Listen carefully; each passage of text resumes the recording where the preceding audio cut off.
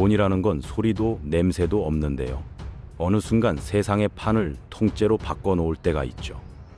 왕이 바뀌고 나라의 국경이 다시 그려져도 장부를 들여다보는 소수의 사람들은 조용히 미소만 지을 때가 있었습니다. 눈에 잘 보이지 않는 그늘에서 전쟁에 필요한 자금이 흘러가고 철도가 어디에 놓일지, 어느 회사가 살아남을지 결정된다고 상상해 보시면 어떨까요? 이 보이지 않는 무대 뒤편에서 오랫동안 이름을 남긴 집안이 있습니다. 바로 로스차일드 가문이죠. 프랑크푸르트의 좁은 골목에서 시작한 한 가족이 어떻게 세계 금융의 문장 속에 자기 이름을 새겨 넣었는지 오늘 그 흐름을 따라가 보려고 합니다. 18세기 프랑크푸르트 유대인 지구는 누구에게나 열린 거리와는 거리가 멀었습니다. 땅을 살 수도 없고 번듯한 공방을 열 수도 없어서 값싼 천과 중고 물건을 파는 상점들이 골목마다 다닥다닥 붙어 있었죠. 메어 암셸 로스차일드도 처음엔 그런 상점 주인 중 한 사람이었습니다. 낡은 옷을 들고 흥정을 하며 하루 벌어 하루를 버티는 삶이었어요. 그는 곧 깨닫습니다. 천을 아무리 많이 팔아도 자신이 원하는 미래에는 닿기 어렵겠구나 하고요. 그래서 다른 길을 찾기로 마음먹습니다. 주머니 속에 꼭 쥐고 다니는 금화와 귀한 골동품에 눈을 돌리기 시작한 것이죠. 금화는 크기는 작지만 가치가 농축되어 있는 물건이었습니다. 조금만 싸게 사서 조금만 비싸게 팔아도 남는 폭이 직물 장사와는 비교가 안 되었죠. 메어는 이 세계에서 남다른 감각을 보여줍니다. 누가 급하게 돈이 필요하고 누가 귀한 코인을 찾는지 재빨리 읽어내는 능력이 있었거든요. 그 무렵 그에게 특별한 손님이 찾아옵니다. 헤센 지역의 통치자였던 비렐름 공이 메어를 신뢰할 만한 거래상으로 선택한 겁니다. 공이 금화를 모아달라고 부탁할 때마다 메어는 먼저 시장에서 금화를 사들인 뒤 다시 공에게 넘겨주며 수수료와 가격 차이를 함께 챙겼죠. 오늘날 기준으로 보면 이런 방식은 선행 매매에 가까운 전략이었습니다. 주문이 들어오기 전에 미리 움직여 놓고 뒤늦게 시장에 들어오는 큰 손의 수요를 이용하는 구조였죠.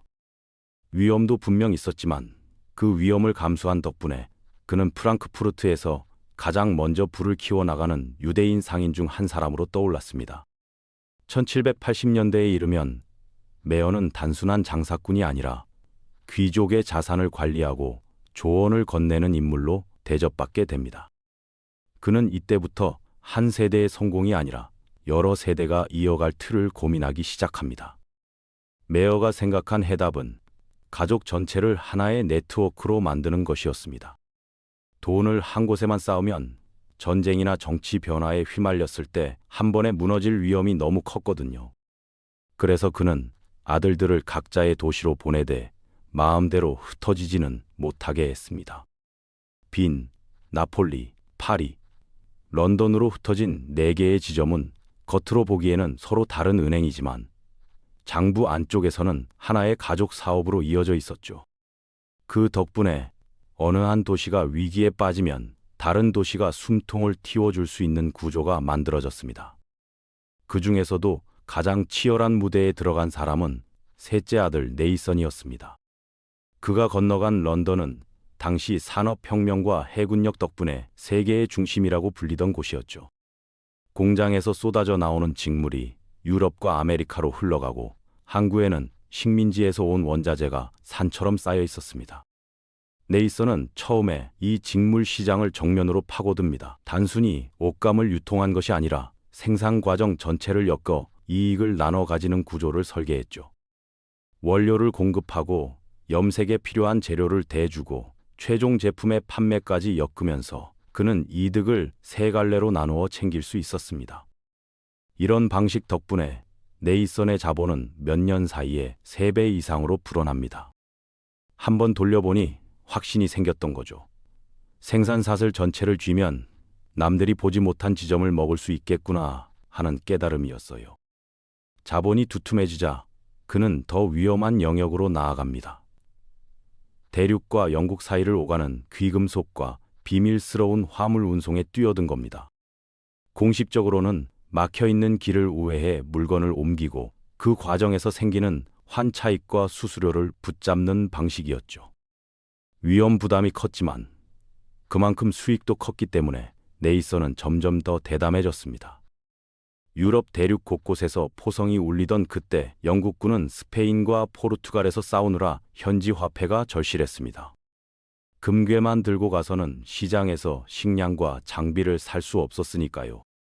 영국 정부와 군대는 누군가 이 복잡한 문제를 해결해 주기를 바라고 있었고, 그때 네이선이 손을 듭니다. 동인도 회사가 내놓은 거대한 규모의 금을 통째로 사들인 뒤 그 금을 현지에서 쓸 수 있는 화폐로 바꾸어 전장으로 보내는 역할까지 담당하겠다고 나선 것이죠. 그는 금을 영국에서 사들여 유럽 대륙으로 옮기고 다시 이를 현지 돈으로 교환해 군대에 전달하는 복잡한 절차를 설계합니다. 조금만 삐끗하면 해적이나 적군에게 빼앗길 수 있는 위험한 여정이었지만 네이선은 세세한 부분까지 준비해 이 일을 해냅니다.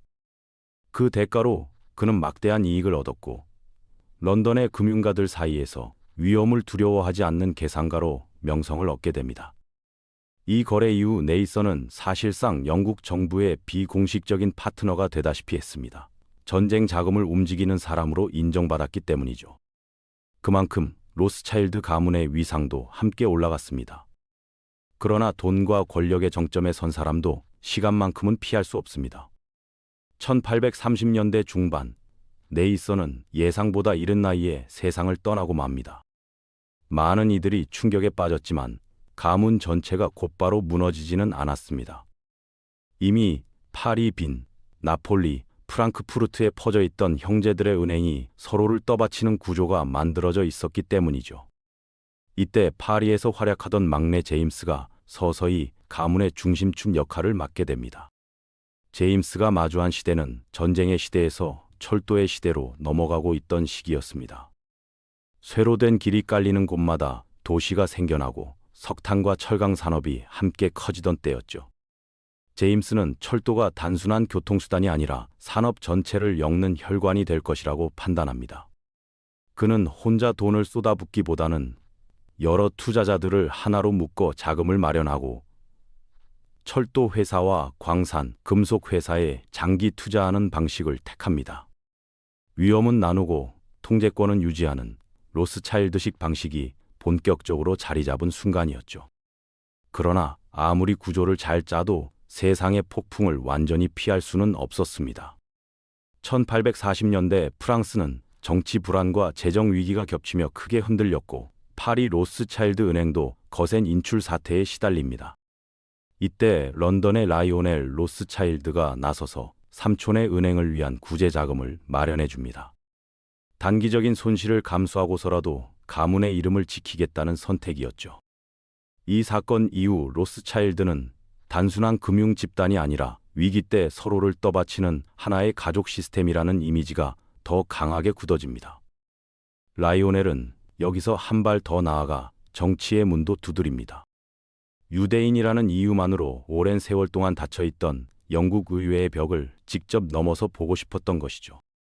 그는 선거에 나가 시민들의 지지를 얻고 의원으로 선출되지만 마지막에 또 다른 장벽이 나타납니다. 의원 선서를 할 때 모두가 사용하던 형식이 자신이 믿는 신앙과 맞지 않았던 겁니다. 라이오넬은 끝까지 자신의 방식으로 선서하겠다고 고집했고 오랜 논쟁 끝에 결국 의회는 문을 조금씩 열어주기 시작합니다. 한편 대서양 건너 미국에서는 전혀 다른 형태의 금융 왕조가 모습을 드러내고 있었습니다. 피바디와 모건으로 이어지는 가문은 유럽 자본과 미국 산업을 연결하는 다리 역할을 하며 빠르게 성장했죠. 주니어스 모건은 전쟁 자금 대출에서 가능성을 보고 프랑스와 프로이센 사이의 갈등 속에서 프랑스에 자금을 공급해 큰 이익을 얻습니다. 그의 뒤를 이은 J.P. 모건은 1890년대 미국이 심각한 금융위기를 겪을 때 로스차일드와 손을 잡고 금 보유고를 지키는 계획을 세웁니다. 이 과정에서 미국은 단순한 신흥국이 아니라 세계 금융의 새 무게 중심으로 인정받게 되죠. 20세기 초 유럽은 다시 한번 거대한 전쟁의 소용돌이에 빨려 들어갑니다. 각 나라에 흩어져 있던 로스차일드의 지점들은 서로 다른 국기를 등에 달고 전쟁을 견뎌야 했습니다. 전쟁이 끝난 뒤에는 경제 불황과 함께 유대인에 대한 증오가 커지며 독일과 오스트리아에서 그들의 자산 상당 부분이 강제로 빼앗기기도 했죠. 그럼에도 영국의 NM 로스차일드는 살아남아 전후 복구 과정에서 정부와 기업의 자문 역할을 맡으며 다시 자리를 잡아갑니다. 이때부터 로스차일드는 더 이상 요란하게 성장하기보다는 눈에 잘 띄지 않는 곳에서 조용히 영향력을 행사하는 쪽을 택합니다. 오늘날 로스차일드라는 이름은 옛날처럼 전쟁의 승패를 직접 가르는 존재는 아닐지도 모릅니다. 그렇지만 자산 관리, 인수합병 자문, 비공개 투자, 그리고 각종 재단과 사회공헌 활동을 통해 여전히 세계 곳곳에서 흔적을 남기고 있죠. 프랑크푸르트 뒷골목의 작은 상점에서 시작한 한 가족의 선택과 계산이 이렇게 오랜 시간에 걸쳐 이어져 온 셈입니다.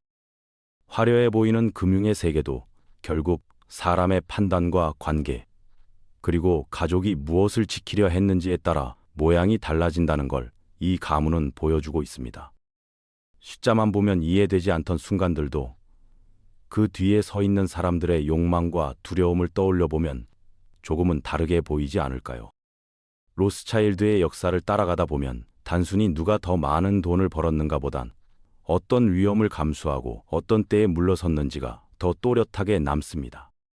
가끔은 엄청난 기회를 일부러 포기하고 가족의 이름과 장기적인 신뢰를 택한 순간들도 있었기 때문이죠. 짧은 시간에 높은 수익을 올리는 비법을 찾기보다는 여러 세대 뒤에 자신의 손주들이 어떤 세계에서 살아가길 바라는지 먼저 떠올렸던 사람들, 그들이 바로 이 오래된 금융 가문의 진짜 얼굴일지도 모릅니다.